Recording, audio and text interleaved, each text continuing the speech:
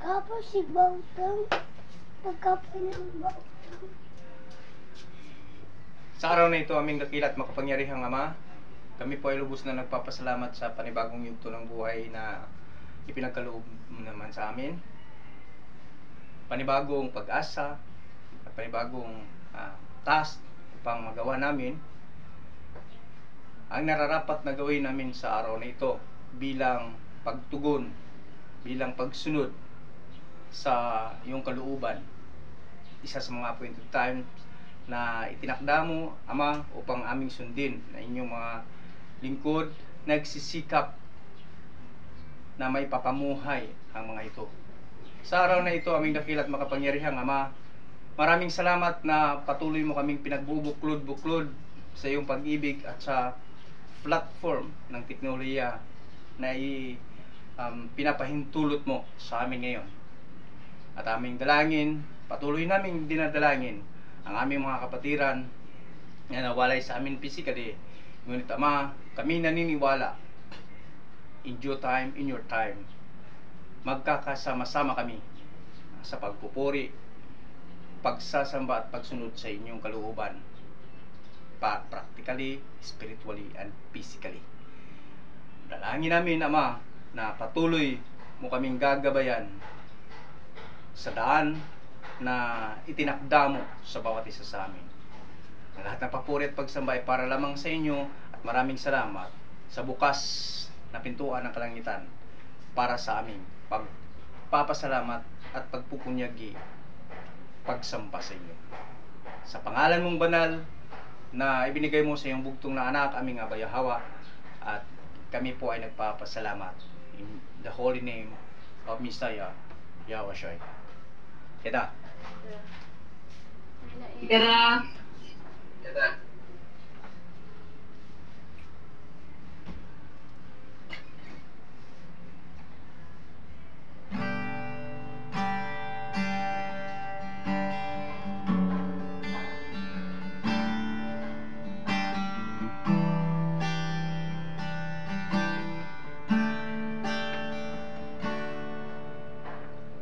Sa tinuod lang,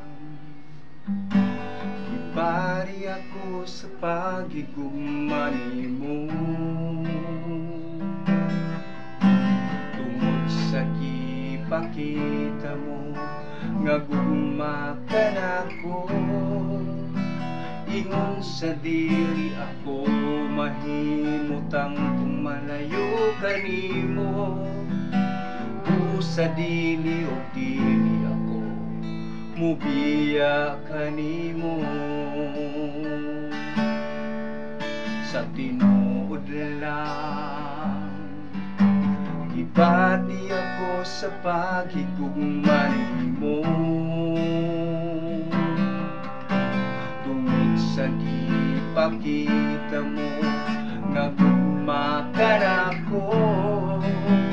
Ingon sa dili ako mahimutang kung malayo kanimo, busa dili o dili ako, mubiya kanimo alahayang ko. Bisan wala kita makita, apa nakita ko ang gugma mo. Buhi ka nga alahayang nga gialagaran. Bisan ako makasasala, di mo akong ipakaway sala. Tapos ka sa tanang pagdaig ug pasalamat. Salamat sa gugmao kaluoy mo kanako. Alahayam ko. Salamat sa tugma mo walay paglubad, nga giluwas mo ako sa pagka makasasala. Layang ko, bisan wala kita makita, pa nakita ko ang gugma mo. Buhi ka nga alahayang nga gialagaran ko. Bisan ako makasasala, imo akong ipagaway sala. Tapos ka sa tanang pagdaig ug pasalamat. Salamat sa gugmao kaluoy mo kanako. Alahayam ko. Salamat sa gugma mo walay paglubad, nga giluwas mo ako sa pagka makasasala. Layang ko. Salamat sa gugmao kaluoy mo kanako. Alahayam ko. Salamat sa lubad, nga giluwas mo ako sa pagka makasasala. Layang ko. Salamat, o alayam ko.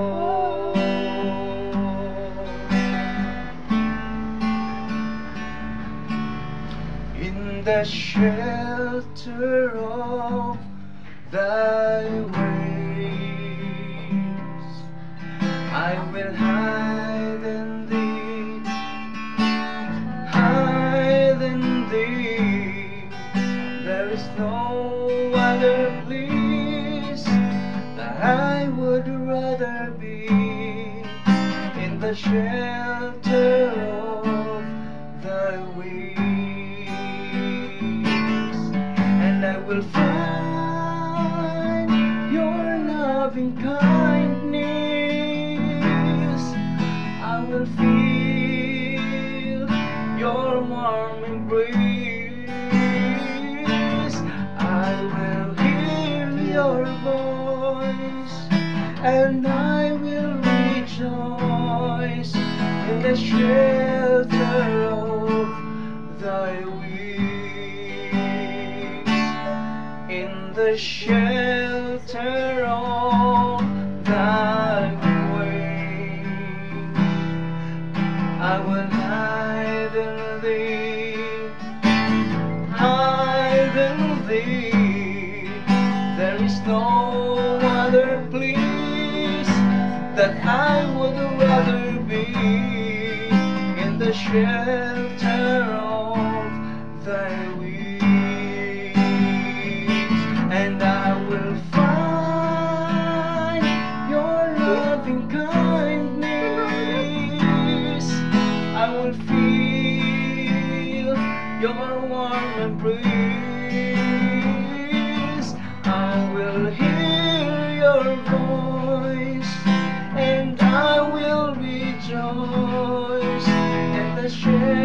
shelter of thy wings, in the shelter of thy wings.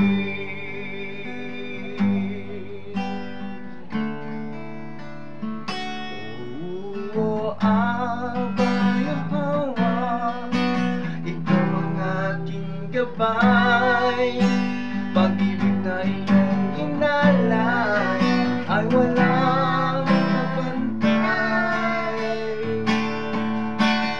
Abba Yahweh, ang ilaw ng aking buhay. Salamat sa kaligtasan na iyong ibinigay. Messiah Yahushua, ikaw ang tanging daan, katotohanan at ang buhay. Patungo kay Abba Yahweh, ang diwa mong banal, karunungan at pagmamahal. Tataas at pupurihin kang tunay. O Abba Yahweh, ikaw ang aking gabay. Pag-ibig na iyong inalay ay walang kapantay. Abba Yahweh, ang ilaw ng aking buhay. Salamat sa kaligtasan na iyong ibinigay. Messiah Yahushua, ikaw ang aming daan, katotohanan at ang buhay. Patungo kay Abba Yahweh, ang diwa mong banal, karunungan at pagmamahal. Aking itataas at pupurihin kang tunay. Panalangin ko, Abba, na ako'y maging matibay sa bawat pagsubok at biyaya. Ako'y nagpapasalamat. Messiah Yahushua, ikaw ang tanging daan, katotohanan at ang buhay. Patungo kay Yahweh,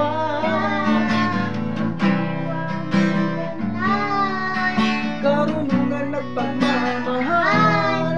Aking itataas at pupurihin kang tunay. Aking itataas at pupurihin kang tunay.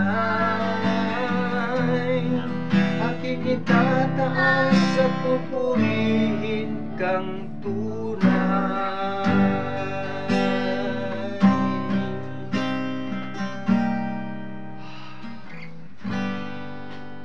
Ikaw lang ang aming pupurihin at sasambahin, aming dakila at makapangyarihang Abba Yahweh.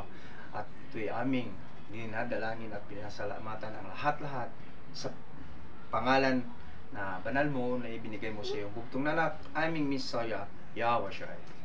Yada. Yada. Yada. Okay. Nakura to na. Hallelujah.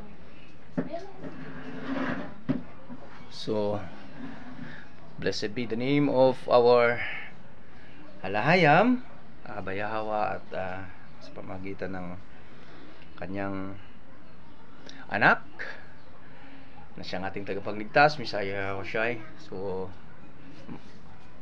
muli mga kapatid, mapagpalang araw ng banal na kapahingahan. At sa araw na ito mga kapatid ay ating ginugunitan na naman ang isa sa mga appointed times ng ating Alahayam, ng ating Elohim, na ibinigay niya sa tao, lalong-lalo na sa mga masunurin at nagsisikap na masunod ang kanyang kalooban. At isa ito sa mga tuntunin na siyang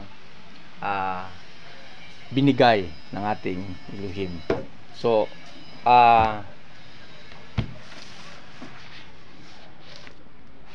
ating alalahanin mga kapatid, yung pamumuhay na meron ang ating mga ninuno sa kapanahunan ni Moses, sa kapanahunan ng Misaya at ng mga disipulo. Ano ang pagkakaiba hanggang sa ating kapanahunan ngayon? Yung differences na or ang sinusunod, okay, amen. Ang sinusunod ng ating mga ninuno magmula doon sa panahon pa ni Adan, ni Noah, ni Noe, ni Abraham, hanggang kay David, kay Solomon, kay Moses at sa mga propeta, at hanggang sa kapanahunan ng Misaya at ng mga disipulo, at hanggang sa kapanahunan ngayon. Ito'y atin lamang babalikan mga kapatid, dahil nga sa ating na obserba, sa ating na-experiensya, at naging katanungan natin ito noon pa man, nung nasa tinatawag na Babylonian way of worship pa lang tayo. Meron na tayong mga katanungan sa ating puso't isipan kung bakit ba nagkakaganito ang sitwasyon ng mundo, ng tao, na kung bakit ang daming nagdidebate, ang daming nag-aaway. May isang kanta pa nga na nabuo ang isa sa mga local artist natin o local singer natin dito sa so-called Philippines, na si Max Urban. Yung ginawa ng kanta na bakit ang daming reliyon, ang daming iisang pamilya, ngunit magkakaiba ang sikta na pinapasukan. Kung bakit nagkakaganon, babalikan lang natin mga kapatid, although ito ay alam na natin, nalalaman na natin, ngunit ang ibig lang nating ipupunto dito mga kapatid, lalong-lalo na sa mga hindi makakadalo sa live portion ng ating paglilinang, yung makikinig na lang, titingin na lang sa ating recording, na although pareho ang ating sinusunod ngayon, parehong kautusan, parehong tuntunin, magkatulad at walang naiba sa mga ito, dahil hindi naman talaga naiiba ang mga tuntunin ng ating alahayam mulat sa Paul.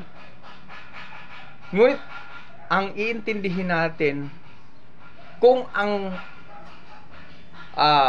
applications ng ating mga ninuno noon ay mai-apply pa rin ba natin 100% katulad ng application nila noon sa ating kapanahunan ngayon.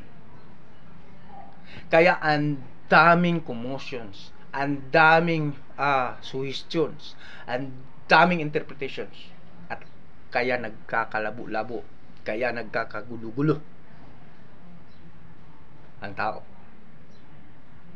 sa iba't ibang sikta at reliyon. Titingnan lang natin ang picture mga kapatid, sa kapanahunan pa lang ni Adan, ni Eva, pinangalanan ang nauunang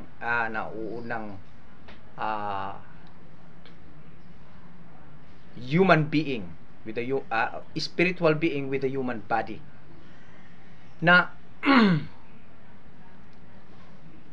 doon pa lang binigay ng ating alahayam yung kautusan na kailangang sundin at binigyan ang tao, ang si Adan at saka si Eva ng kalayaan, free will. Sa pagkakaintindi natin mga kapatid, much more than freedom, yung free will na binigay ng ating Elohim na sundin ang kanyang mga tuntunin upang magiging mapayapa, matiwasay at magiging maganda ang buhay ng tao. They have all the cost to follow the commandments of Elohim. They have all sort of following the decrees of Elohim sa panahon nila. Ngunit nasusuway at sumusuway pa rin ito. Nagdaan ang mga araw, panahon, buwan, taon. Nagdaan ito. Nag-i-evolve ang sitwasyon ng tao hanggang sa kapanahonan ni Noe na medyo marami na ang tao, na napariwara na talaga ang tao. May mga binigay na mga elaboration ng ang tuntunin ng ating Elohim, ang ating alahayam sa tao. Hindi pa rin ito sinunod, kaya nagdeklara ang ating alahayam na lilipulin niya ang tao dahil ito'y hindi na nasunod sa kanyang mga tuntunin. He makes his judgment to the mankind. So, yun ang natala sa kasulatan na yung flood na nangyayari sa mundo. At may mga usapin ito, may mga ibang mga nagsasabi na hindi naman sa buong mundo ito nangyayari, yung flood na ito, dahil mistranslation lang daw. Di kung hindi sa lahat, kung hindi sa buong mundo, sinabi sana ng kasulatan o doon lang sa lugar kung saan sila sinuway. Ngunit ang nakasulat sa buong mundo. Kaya nga nilipol ang tao at mga kahayupan na hindi nakasakay sa pinoprovide na sangkap ng kaligtasan na ibinigay ng ating Elohim sa tao, which is yung physical na barko, physical na sasakyan, yung tinatawag na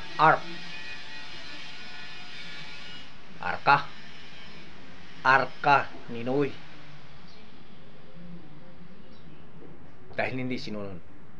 Kinalaunan dahil nga sa pagpamahal ng Elohim sa tao na kanyang ginawa, unique creation, nagbigay siya ng tsansa sa tao sa katauhan ni Noe, dahil nakitaan pa rin si Noe ng potential na nagiging obedience sa mga tuntunin ng ating Elohim. Ngayon, dumating ang punto na dumami na naman ang tao, at doon na nagsimula yung division. Sa panahon na ni Noe at sa kanyang mga anak, meron ng division. Practically, physically, nangyayari ito dahil, diba, hinati-hati na ni Noe yung lugar kung saan mamumuhay ang kanyang tatlong mga anak. Si Shem, si Japhet, at saka si sino ba yung isa? Shem, Japet.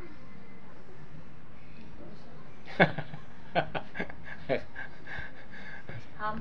Ham. Oh, yan. So, nirefresh ko lang din yung memory mo sa pagbabasa ng kasulatan. Okay, anyway. Si Ham, Japet, at saka si Shem. So, ngayon, may division. Practically, na nangyayari. Kaya dito mga kapatid, makikita natin na meron ng isinalaysay ang kasulatan na pagkakaiba sa kanilang mga karakter.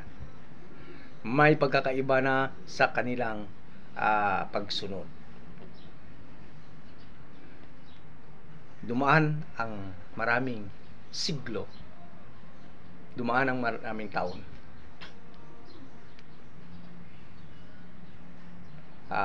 Naisilang si Abraham na ito ang nagiging pinaka main na karakter concerning or specifically sa tinatawag na faith, pananampalataya, dahil si Abraham ang tinatawag na father of faith dito sa kasulatan ito sa Biblia na tinatawag. Siya ang known na karakter, personalidad sa Biblia na tinatawag na father of faith. Kung bakit? Dahil si Abraham, sabi dito sa Biblia, maliban na lang sa doon sa mismong sinulat niyang kasulatan sa Book of Abraham, sa Writings of Abraham, na alam ni Abraham yung sinusunod niya, yung sinusunod ng kanyang mga ninuno, yung sinusunod ng kanyang lolo Noe at saka yung lolo Shem niya. Alam niya. Hindi lang silent na dito sa kasulatan ito. Kaya siya ang tinatawag na the father of faith, dahil hindi bumitaw, hindi binitiwan ni Abraham ang pagsunod sa mga tuntunin ng Elohim, dahil he was trained by Shem and Noah how to follow the decrees and statutes of the Almighty. So, yun ang kanyang pinapapatupad sa kanyang lipi, sa kanyang grupo, kung saan siya ang nagiging namumuno. So, they have all the sort of influence. They have all the sort of kalayaan na masunod ang tuntunin ng Elohim, dahil hindi sila nagagapi, hindi sila nasusok, hindi sila nagapos sa sitwasyon sa kanilang komunidad, dahil sila ang nagmamay-ari sa kanilang kinatatayuan. Tingnan nyo mga kapatid, pagdating sa buhay ni Jacob, ni Jacob, known as Israel. Okay? Sa panahon ni Israel, nung nagkaroon na siya ng mga anak, okay ba? Pero nung napalayas na si Joseph, si Jose, at namumuhay doon sa Ehipto, at pinapahintulutan ng ama na magkaroon ng malawak na tagutom, doon na napunta ang pamilya ni Israel. Doon na napunta ang buong pamilya ni Jacob, ni Jacob, sa Ehipto. Nung buhay pa si Jose, buhay pa si Joseph with the Pharaoh, sa paraon, na sa kanilang kapanahunan, they have freedom, free will to worship their Elohim. They have Because si Joseph nga ay isa sa mga opisyal sa Ehipto. Ngunit kinalaunan, nung namatay na si Joseph, dumaan ang maraming panahon, hindi na nila nagawa yung mga tuntunin ng buo. Hindi na nila nagawa ng buo ang mga tuntunin ng ating Elohim dahil nagiging slave na sila. Nagiging mga katulong na sila. They are workers of the people of Egypt. Nasusunod pa ba nila ng buo? Hindi na. Nag-umpisa doon na hindi na nila nabuo. Kaya nga nagsusumamo sila sa ating Elohim na palayain. Siguro mga kapatid, ang sitwasyon ng mga Israelites doon sa Egypt nung hindi pa sila nailabas, hindi pa sila naipalabas ng ating alahayang doon sa Egypto. Katulad din sila sa kapanahunan natin ngayon, maybe. Sorry for the word na ginamit kong maybe, baka sakali. Dahil wala kalayaan eh. Nakakasunod. Although siguro alam pa nila yung totoong 70 Sabbath. Itong 70 Sabbath mga kapatid,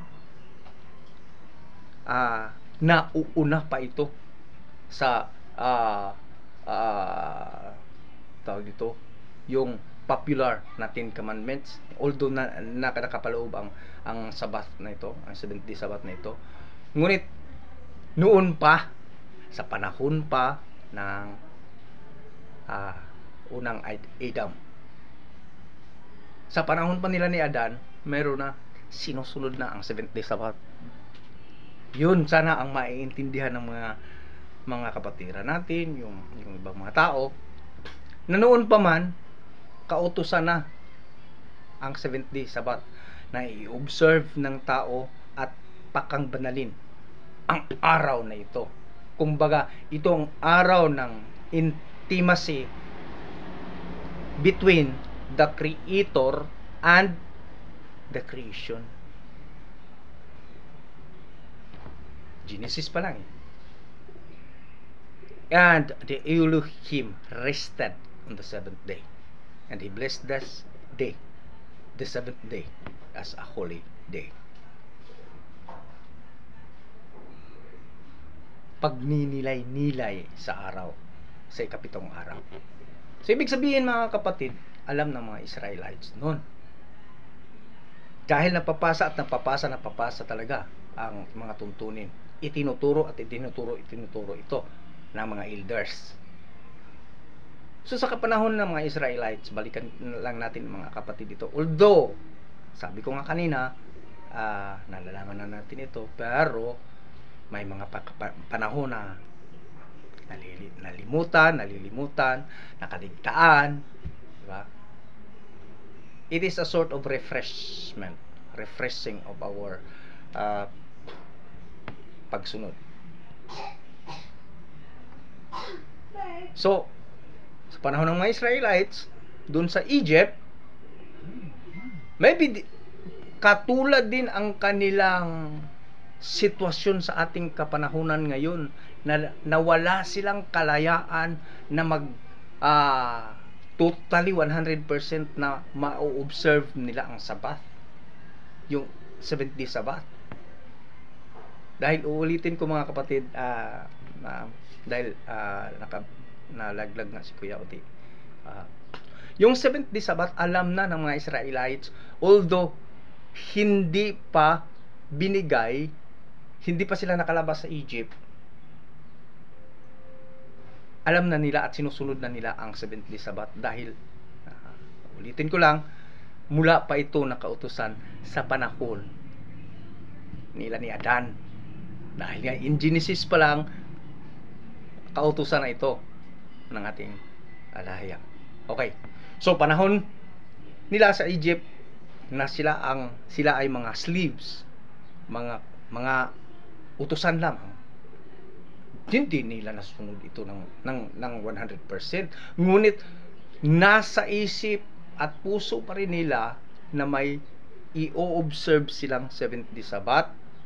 Yun ang pagkakaunawa ko, mga kapatid, at pagkakaintindi natin kung bakit hindi maipagkakaila na ang pamumuhay ng mga Hebrew Israelites ay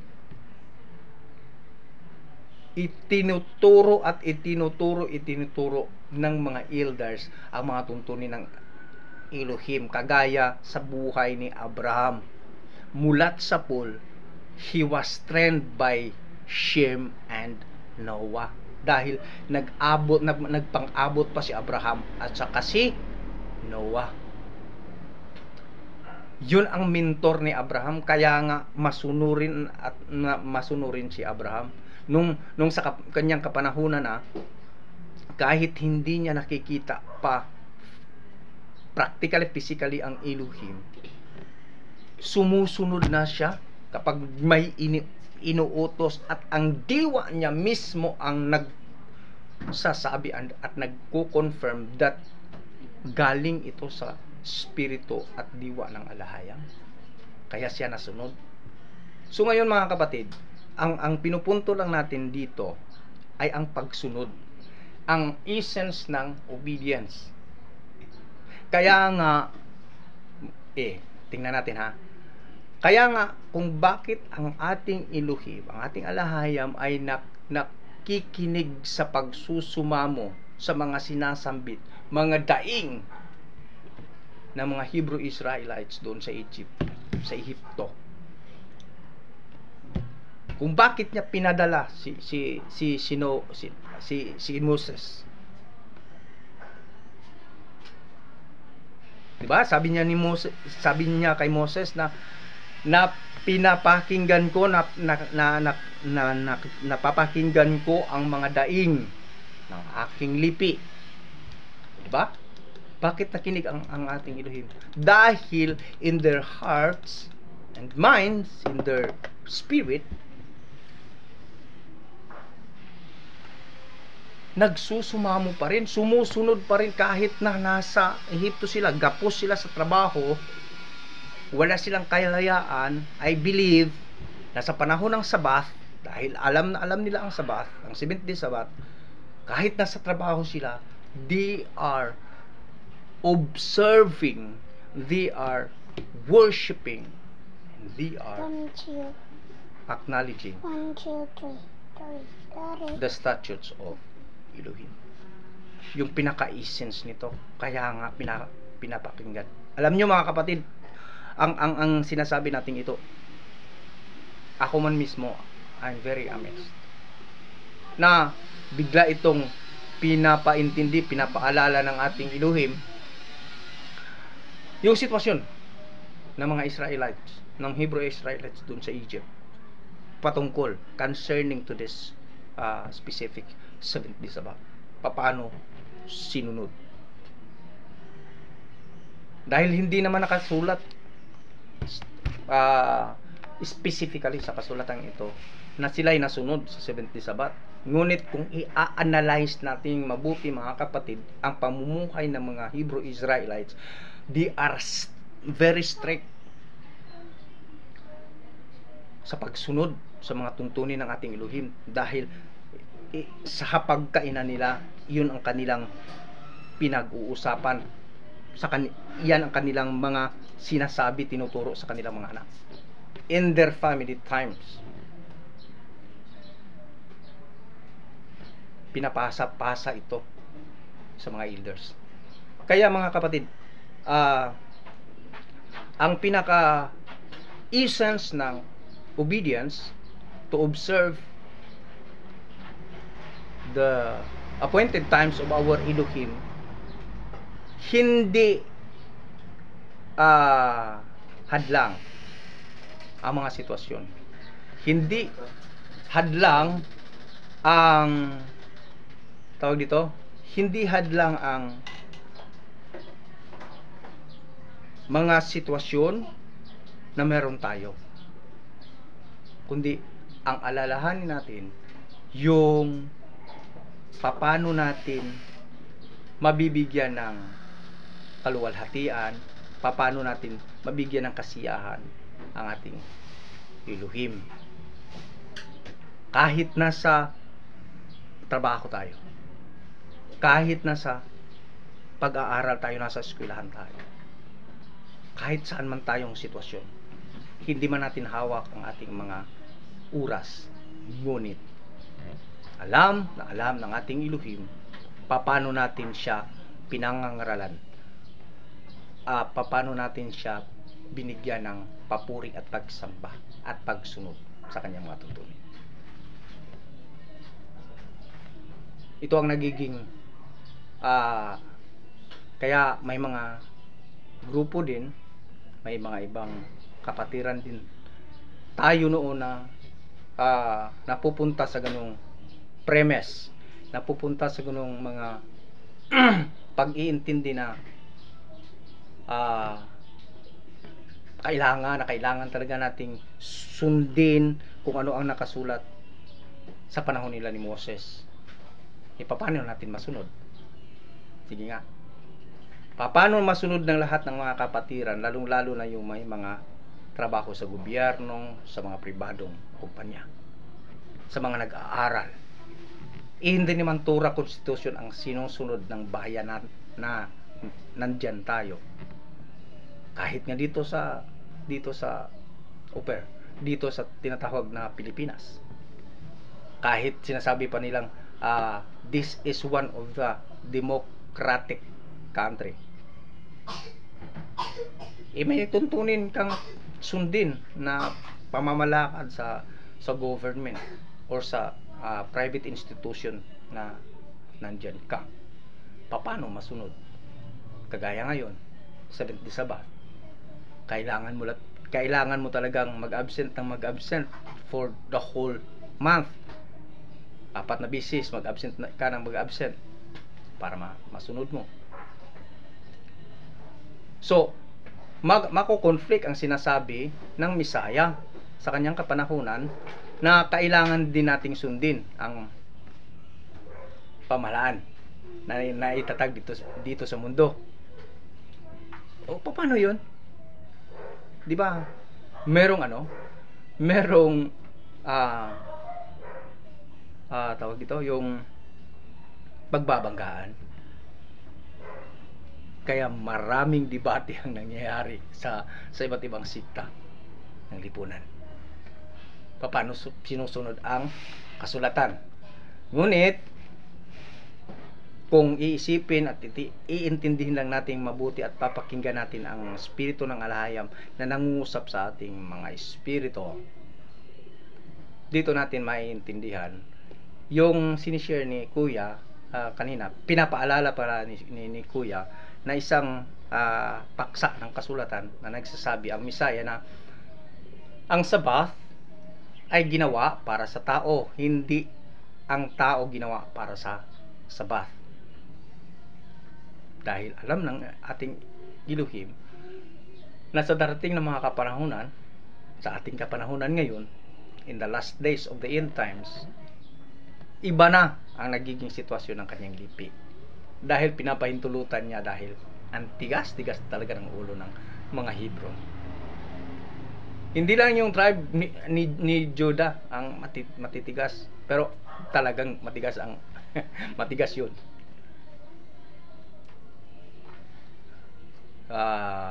Meron silang pagka stubborn. Base na rin sana pabasa natin.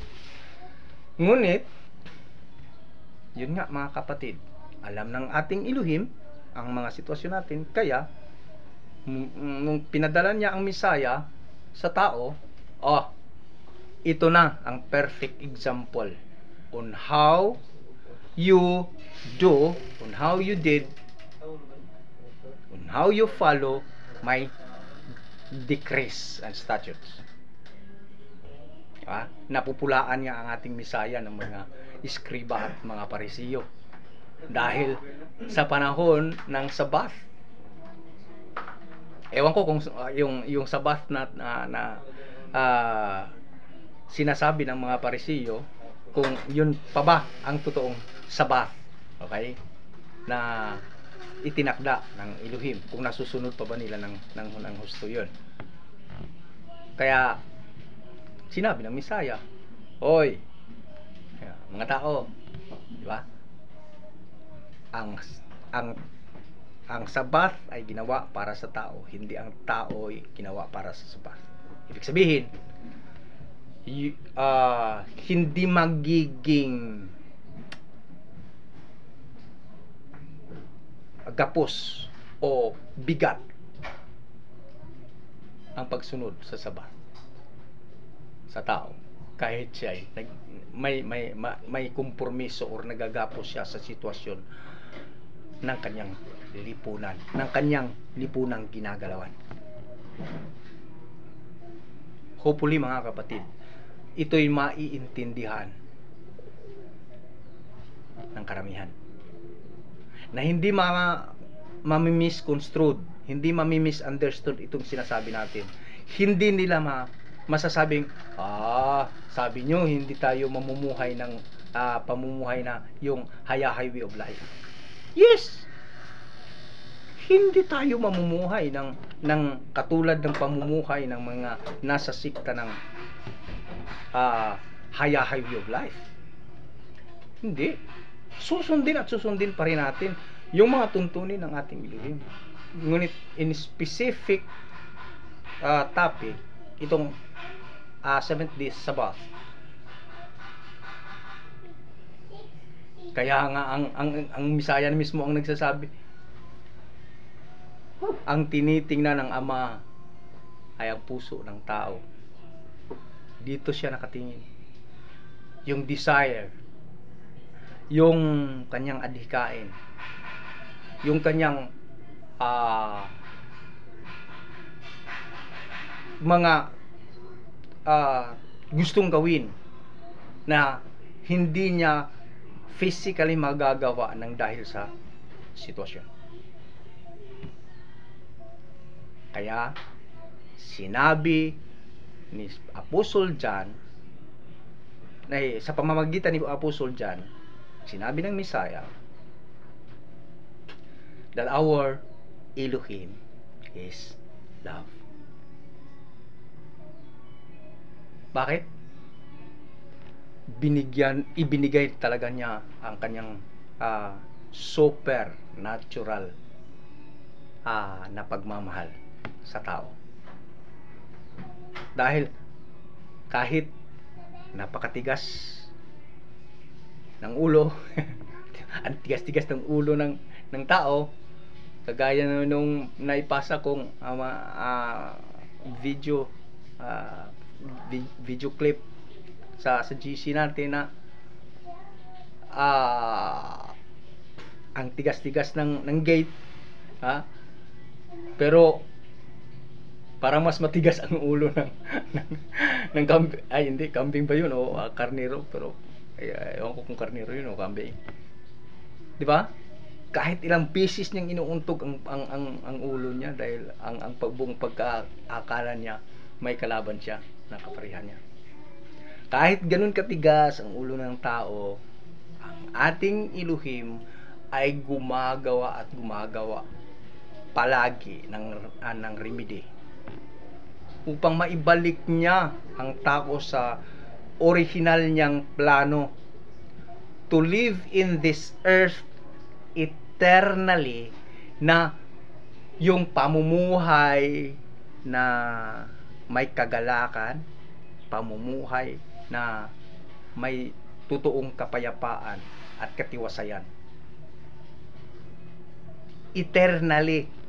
Kaya the ultimate remedy is to give His only begotten Son to seek and save the lost. Sabi nga ng iba, may mga debate na naman tayong nakikita na hindi, sa Israel lang yan. Yung kaligtasan na binabaan ng ating Misaya ay para lang sa specifically para lang sa Israel. O sige nga, kung specifically sa Israel, bakit? may sinasabi, ang Misaya mismo ang nagsasabi na walang Hudyo, walang Grigo, walang gapos at malaya sa pag-ibig ng ating Ama, sa kaligtasan na ibinigay ng ating Ama. Diba? So, kaya may nagsasabi, may nakikita ako mga debate na kaya kayong mga hintil, kung tayo'y napupulaan ng mga hintil, ngunit may mga nakikita na tayo ngayong mga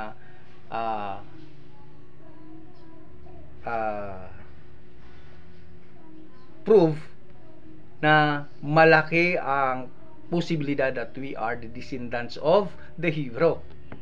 Okay? So, hindi tayo hintil dahil nakakarinig tayo sa panawagan ng ating Elohim. At yung ating mga tawag dito, yung kultura, okay, ng ating mga ninuno dito sa so-called Philippines. Sabi nila, kailangan daw na makaka-attach tayo sa lipi ni Israel. Okay, pagbigyan natin. Sige. Itong pagsunod natin sa mga tuntunin na nakasulat dito sa Holy Bible, sa kasulatan, isa itong pagpapatunay na we are attaching sa lipi ni Israel dahil sinusunod natin ang kanilang sinusunod. Mahirap pang intindihin yun. Kasi may leveling sila. Kaya may nakikita din tayong nagsasabi na bawal ang leveling. So, tama nga lang naman dahil wala pang makapagsabi kung ikaw ay lipi ni Israel identically and scientifically. Wala pa. Maliban na lang sa mga nandoon siguro sa hindi nga yung bayan ng Israel ngayon, hindi nga sila mga totoong Israelites, pure Israelites eh. Di ba? Yun ang ating natutunghayan. Kaya mga kapatid, wala sanang pagdududa, wala sanang tinatawag na double-minded kung ang tao ay nasunod. Kung ang kailangan ng ating Elohim ay ang ibibigay natin, ay ang ibibigay ng tao. Ano ang kailangan ng Elohim sa atin? Obedient. Being an obedient children. Tulad na lang sa pamumuhay ng ating practical, physical, human. Pamilya. Diba? Ang gusto ng ama, ng ina, ng mga magulang, ang gusto ng mga magulang ay nasunod yung mga anak. Ganon din ang ating alahayam. Because we are His reflections. Kung ano ang kanyang kung ano ang mga nagiging pamumuhay natin na ipakita natin sa mundo, sa komunidad, bilang isang pamilya, bilang isang institusyon, yun mismo ang disenyo ng ating Elohim. Dahil siya naman ang nagpapahintulot sa lahat at wala siyang pinapahintulutan na sitwasyon na mga pamumuhay dito sa mundo, kundi ay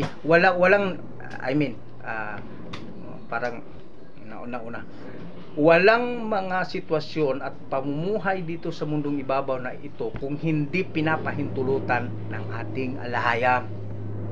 Yun ang ibig kong sabihin. Kaya dahil ang naiintindihan natin that this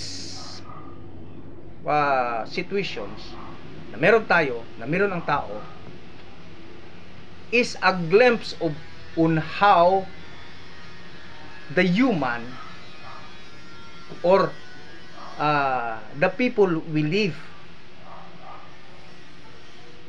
sa hinaharap. Dahil walang sinasabi ang kasulatan na iba ang tatahakin ng tao. Maliban na lang yung yung sa panahon ng eternidad, na dun, perfect, holy, peaceful and holy living. Pero ganun pa rin. Kung ano ang sinimula ng ating Elohim, ano ang kanyang inutos, ano ang kanyang disenyo sa pamumuhay ng tao, ganun pa rin. So sana naiintindihan natin ito, mga kapatid, at sana mas ipapaintindi pa ng banal na espiritu ang mga paksang ito, ang mga tuntuning ito, at ang mga usapin na ito. Kaya mga kapatid, sa araw na ito,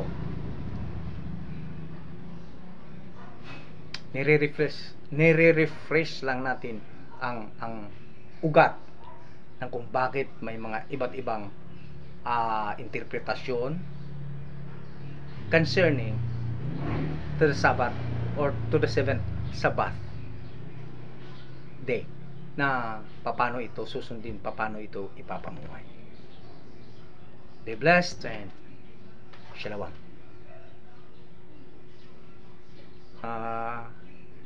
Kuya, may dagdag ka?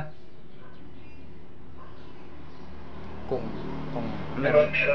Sige. Kuya, go ahead. Nagre-record ka ba? Yes. Sige, oo, naman mas lumiliwanag na yun ang paliwanag mo sa ating pamantayan, tawag prinsipyo ng kadiwa. Tulad ng mga natatalakay natin, diba? Kung hindi kinoconfer ng espiritu yan, natin galing sa Ama, edi magkakaroon pa rin ng conclusion yan kasi ang lalabas, sariling interpretation mo yun. Yung mga nakasulat. So malinaw naman, lilinawin natin, sisimplify natin yung nagtitil malayo sila ng Israel. Hindi kaya sa haba-haba ng panahon ay marami rin nakapangasawa ng ibang lahi na nasuway yung original na ano lang naman na bawal makipag-ano sa kasulatan sa hindi mo kalahi. Meron ganun eh. Di ba nun? Meron ganun. Meron. So in short, yung binigay na will, sabihin natin free will or freedom of choice ng Ama, hindi ko konti lang, baka naubos na yung lahi ng Israel, wala nang natira. Simple ba? Kung ganun sa tino-offer ng kamunduan sa malamang, ganun. Kasi yung posible. Kaya yung dumating yung Bisaya, alam na naman na yan, hindi nyo kakayanin kasi nagsalin-salin na yan. May lahi dito, may na-crossbreed, meron na paano naman yung genes na napunta sa isang Israelita na pangasawa ibang lahi, sabihin na natin. Ewan ko lang kung ito sinasabi kong sa diwa ko umaakma sa diwa niya saka sa kasulatan. So, doon ko naintindihan yung sinabi ng Bisaya na mas minahal pa niya yung mga Gentile na lumalabas Kasi kamukha rin ng panahon natin ngayon, kung Gentiles man tayo masasabi, walang problema. Ako tanggap ko yun. Basta tinatanggap ko, yung sinusunod ko yung diwa ko na alam kong nakaniig, nakadugtong sa espiritu ng Ama. So, ganun ang mga nagiging pananaw ko kasi walang ginusto ang ating alahayap kundi sa kabutihan ng lahat. Kung ako'y nagsisikap bilang dito sa panahon na to, pagkatapos hindi rin mapapansin, gano'n ang mga ayun, I don't want to mention names, gano'n ang mga katwiran ng mga ibang nakakausap natin. Mabagsik, may pagkamabagsik, may mapagmahal, merong susundin mo, merong pangangin ba, pwede ka mag-asawa ng marami, dahil yung batas, yung putos. Sabi ko, paano naman yan nasasaktan ng dami? Hindi, basta sabi niya, huwag kang kukonsensya. Sabi ko, ano ba yan? Kung pabor sa akin yan, kung ako'y makatuto, sabi ko sa isip ko, ay hindi, sabi ko mismo, doon sa kausap ko, Kaya hindi ma-explain eh. Hindi nila ma-explain na paano yung mga tanong ko. Kasi, ang usually nagiging ano ng tao, yung explanation sa kasulatan, yung talino niya. Kaya nga meron tayong nalilitang na pamantayan. I-confirm natin kung may kalituhan, i-confirm natin sa Espiritu sa Ama. Kung ito ay naayon sa panahon natin. Nawala na sa kalooban ng Ama, nagkaroon na ng division, nagkaroon na ng hatred, nagkaroon na ng selfishness, self-interest. Hindi na ako maniniwala doon. Kasi ako bilang Ama, kahit anong gawin ko sa aking capability, na ibibigay ko sa inyo, mga anak ko, ang inyong choice, pero aalalay ako. Ayun, makikita nyo kung paano i-epekto sa buhay nyo yan. Parang physical na buhay nyo yan.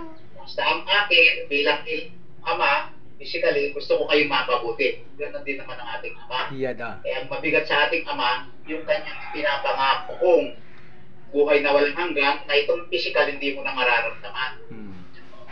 Kaya ang tao pa rin, bilang naturingang Ama tayo dito sa lupa ng mga anak natin, hindi natin kayang ipangako yun, kundi yung tinuturo lang natin, mapapaganda yung buhay nila as mortal sa physical. Pero after that, pag nagkaroon na sila ng sapat na isip, yung bilang Ama, bibigay mo na yung sarili nila freedom or choice. Naging guidance lang tayo papunta sa Ama. Sa totoo lang. Kasi yung temporal ng pag-guide natin dito, kung may nalalaman tayo na makakabuti sa kanilang pamumuhay physical, isa lang yun, isang portion lang yun ng ating magiging Ama dito. Pero pinaka-importante pa rin ang bottom line, yung pagtuturo natin sa kanila na maunawaan nila, pinaniniwalaan din may buhay na walang hanggan na ipinangako natin. Simplified ba? O nakakalito? Hindi. Mas napalinaw, mas na-simplified yung ibig nating sabihin. Kanina, mas nadagdagan ito ng paglilinaw ko yan.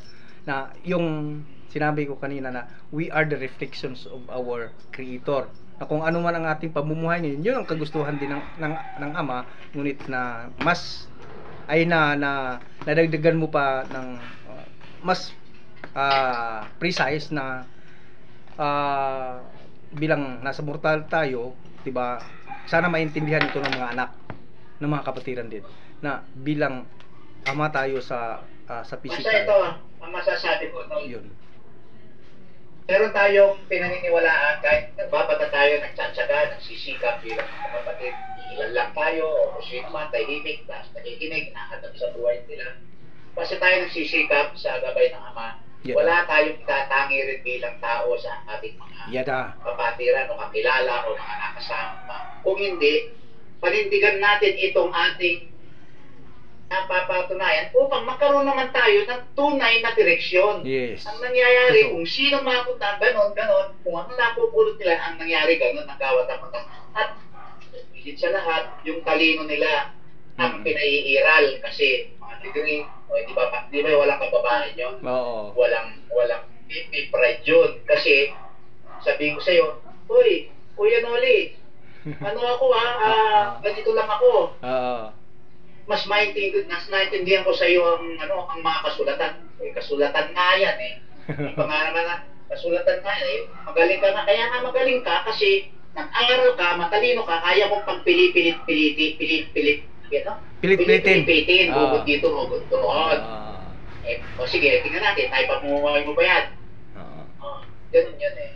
Diba?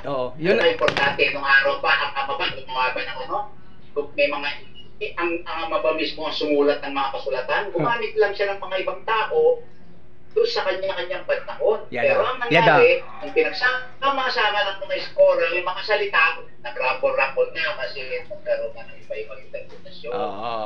So, ang end up, Ama pa rin, magdidikta sa lahat. Yun ang ating sundin, yun ang ating pakinggan, yun ang ating piliin.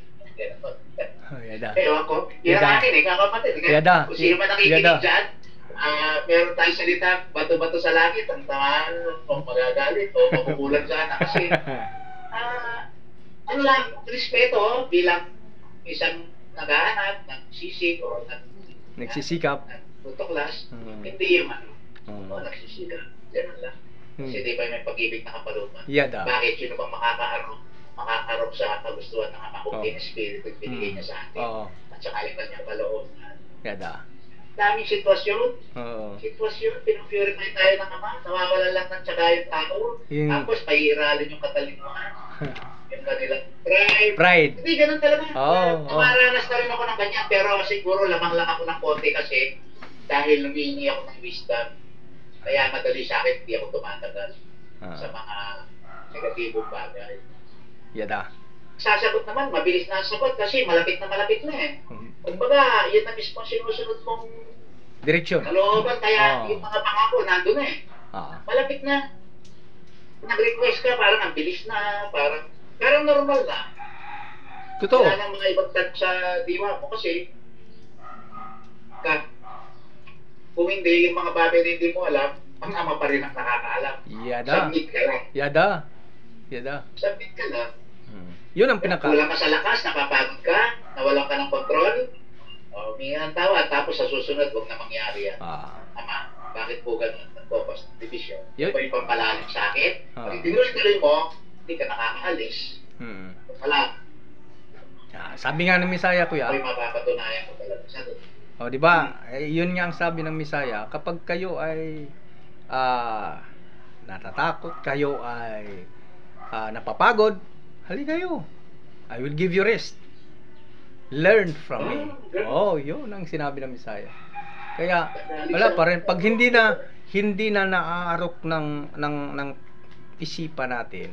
Tawlupa. O sa katawalang lupa natin. Pag hindi na natin naaarok physically, punta ka na sama. Takbo ka na sama. Dahil dahil siya ang makakapagbigay sa iyo ng katiwasayan. Siya magpapaintindi, siya magpapaliwanag sa lahat ng hindi mo naiintindihan. Simple ba sa kanyang napakahabang at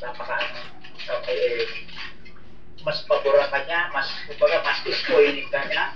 Oo, mahal niya lahat, pero siyempre, meron siyang ibigay. Wala siyang paborito tinatawag. Meron siyang, kasi yung word ng paborito meron siyang kalulukuran, yung nasunod. Yes. Pero kahit niya pa rin lahat niya, kumbaga meron special siguro. Kasi namin niya, apple of the eye niya si David. Oo. Dahil nasunod kahit natitisod, kapag natitisod kasi si David, sa kanya takbo eh. Yun ang gusto ng Ama eh. Talaga? Oo. Natural. Oo. Kahit tayo mga bata, di ba? Oo. Diba, yung batang maliit, malinis ng espiritu, pagkatapag, nanay. Yun ang gusto ng Ama, kuya. Yun ang gusto, di ba? Dahil kapag imbis na natitisod ka na, magre-rebuild ka pa, edi wala. Hindi paano ka tutulungan? Natural. Di ba? Simple lang naman iintindihin ang konsepto na ibinigay ng Ama sa tao. Dapat lang yung kababaan. Yun yung nababanggit kong scientifically word ni the law of relativity. Kung titignan mo lahat, nakarelate lang lahat talaga sa madaling isipin. Sa spiritual point of view, related lang lahat yan. Pag nakikita mo, hindi siya mahirap intindihin. Talagang nagsisip. Sige na. Sige. Maraming salamat kuya sa pagdagdag. Di, yung signal. Anyway, closing na tayo mga kapatid. Sige.